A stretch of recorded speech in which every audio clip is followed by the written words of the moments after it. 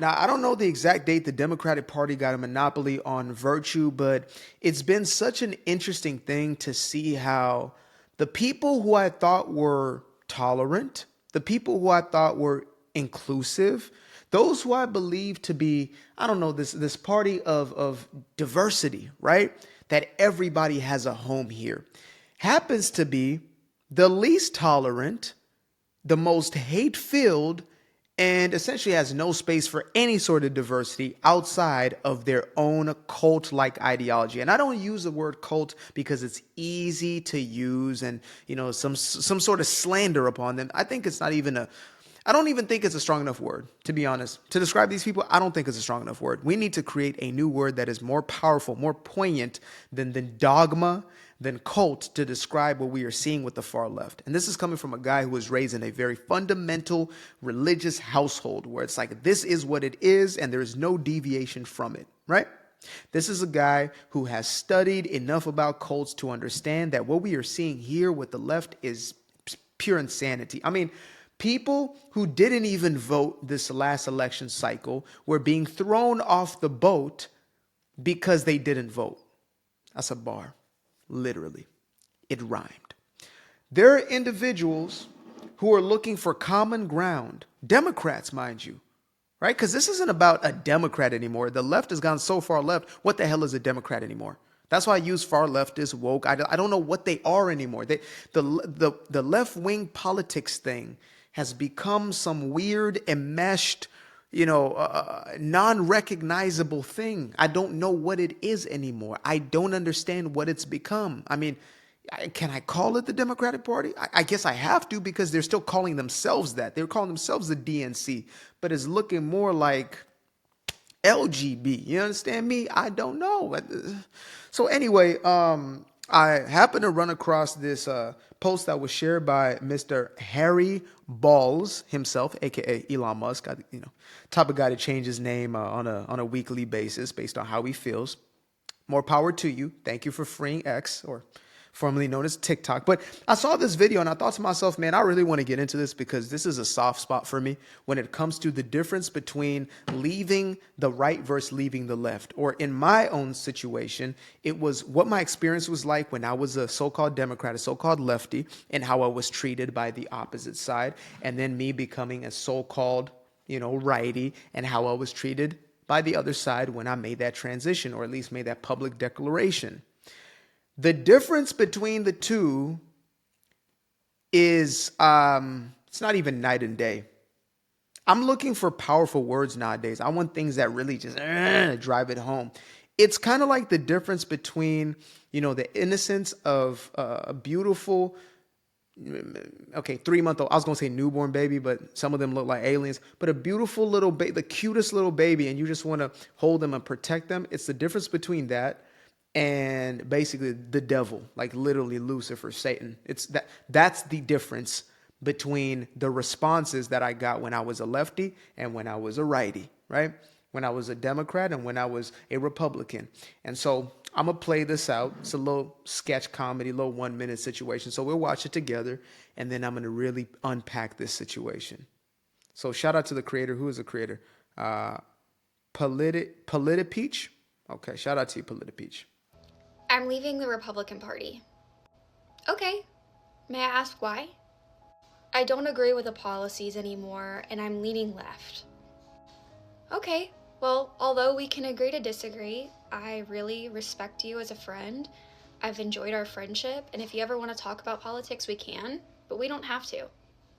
Thanks. I appreciate that. So there's some who might watch and be like, that's BS. And I will say that there have been some cases where, somebody is on the left and they have gotten some sort of kind of vitriolic response to their politics. So I'm not going to pretend like that does not exist. But at a mass level, this is more accurate than not, right? The worst you're likely going to get at a mass level is people making fun of you for voting for Kamala because she was a joke. Right? Or voting for a corpse because why would you not at least vote for a living human being, right? Like you might get made fun of. There's a lot of that going on. But the hatred aspect, the deep-seated disdain, That's coming soon. I appreciate that. Of course. I'm leaving the Democratic Party. Oh, so you're racist, homophobic, a bigot, and a sexist. What? No, I'm still me. It's just I don't align with your values anymore, and I find myself leaning more conservative. I mean, I never thought I'd say that. Well, we can disagree on politics, but we can't disagree on human values and human rights. I'm still me, the person you've known since third grade, and I really have enjoyed our friendship. Well, last time I checked, I wasn't friends with Nazis. Yeah. And that was the nice, tame, sweet version. That was the sugar coated version of it. Let's just say I've gotten a multitude, a host of messages from people sharing their experiences, people who were told that they should get raped, they should bleed to death because they voted for Donald Trump. You know, people having their lives obviously threatened, including myself. Again, I hope you off yourself. Hope you get deported. You and your family get deported, right? This said to Mexicans or Hispanics that voted for Trump or didn't vote for Kamala, didn't vote for the Democratic Plantation. These are the sorts of things that were being said by the so-called Party of Tolerance. Now, you've probably seen some of these videos of these people just having these crazy meltdowns or whatever the hell is going on, crying in front of camera. You know, just a regular, left wing TikToks, right? They're disgruntled about something, they're crying about something, etc. You've likely seen that. That right there is probably the most accurate depiction of what you're actually dealing with when it comes to these individuals, including those who seem a little more sophisticated, who still subscribe to these ideologies. Remember, these are the very same people who are saying that you are uneducated, who are saying that you are essentially the closest thing to, I don't know, mentally retarded. Those same people are the ones who can't tell you the difference between a man and a woman, or won't even accept that there is a difference. These are the same people. The same people. Oh, haha, you non-science believing. The same ones who will insult you, right, for believing in, if you believe in young earth or something like that. These are the same people who would tell you that a girl can be a boy and a boy can be a girl. These are the exact same people. Yeah. So, does it surprise me that these are the very same people who will literally chew you up and spit you out if you disagree with an iota, a fraction of what they believe? Because I've seen people cut off just for one simple thing. They agree with all the other foolishness, even with the body dysphoria stuff, but they don't agree with kids being forced into certain situations. And those people are kicked out, ostracized. Or in the case of like an Anna Kasparian, I did a whole entire video on this one where, you know, she's been a far leftist for as long as I can remember. On the one of like the biggest far left socialist communist platforms in these United States, the Young Turks, I believe it's called. And she was basically explaining how she finally came out sharing an experience of how she was assaulted by a homeless man in the streets of, I don't know if it's San Francisco or whatever, but that would make sense. Coming from the Bay Area, it would definitely make sense. And her audience, instead of sympathizing, they blamed her.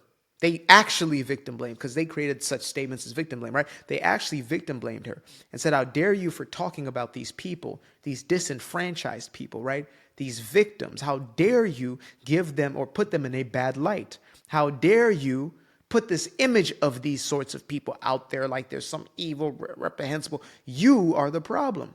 And that was her awakening moment, at least according to her. She said that was a moment she realized, oh my God, what am I in?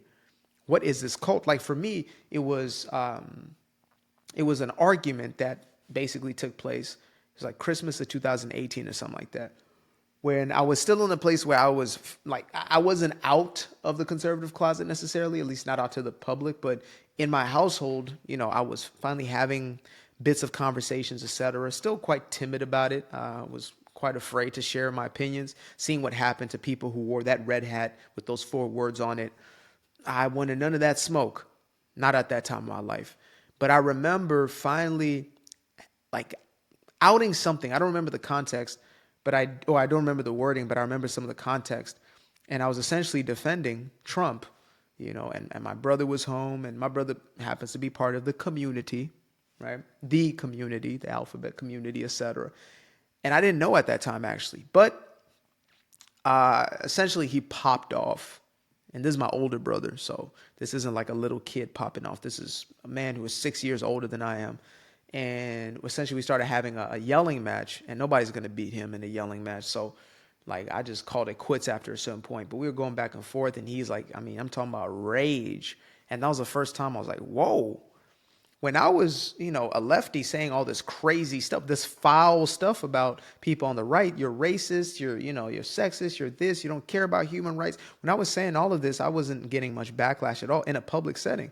As soon as I started to have conservative views, that's when I started getting into the biggest arguments, Facebook posts going crazy. I'd say something about, on the behalf of the unborn or whatever it may have been, and I was getting tore up by these people. I mean, I had a very close friend of mine. She was one of my closest friends in high school. And, this was maybe 2 years out of high school. And she's messaged me on Facebook, how you been, da, da, da. And she said, oh, what have you been, like, I asked her what she's been studying. She said, oh, feminism. And I was like, oh, that's cool. I was like, I'm actually, studying like manism. There's no such thing, but she took such offense to it. She cut me off right there. And I'm okay with that. Like, so be it, whatever. But these moments were really showing me like, oh my God, these people they're a little off their rockers. But it wasn't until November 4th, 2024, the day before the election, when I really got to see just how deep the disdain was. When essentially I posted my little whatever. It was a little jokey joke video I posted online. I'm almost certain I promised to share that video in another one of my YouTube videos, and I didn't. I'm almost certain that I forgot to edit that in. So if you saw that video, I'm sorry. I apologize. But essentially, it was a little 15-second jokey joke thing. And let's just say I really got to know who the audience I was building up to that point was. Because I wasn't speaking on a lot of these things. I was still kind of recluse about it. I was speaking on personal agency, on how to rewire, your subconscious, how to, essentially create your own life, taking personal agency. There was a lot of spiritual stuff mixed into it, some which I still agree with, much of which I don't actually stand on anymore. But essentially, my platform I thought was attracting people who were able to take personal accountability, etc. Only to realize that I had attracted a multitude of individuals who were the very opposite. The almost the polar end of the conversation. And that showed me. It showed me what I was actually dealing with. That to leave the left, to leave the Democratic plantation, is to leave it's to leave your old form of slavery, in essence, where every force is pulling you back in.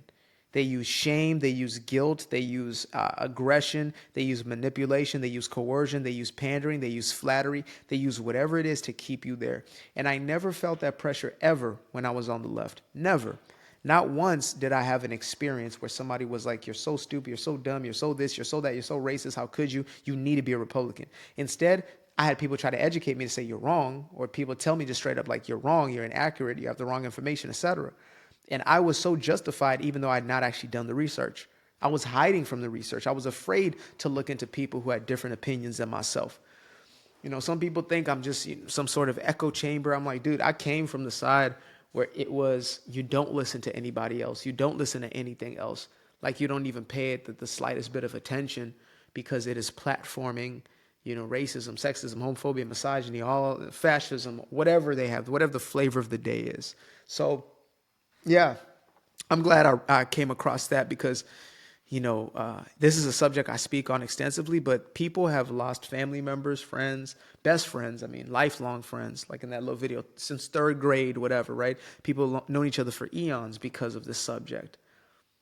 People have left their family members, have left their sisters, their brothers, their mamas, their daddies, or whoever it is because of a vote.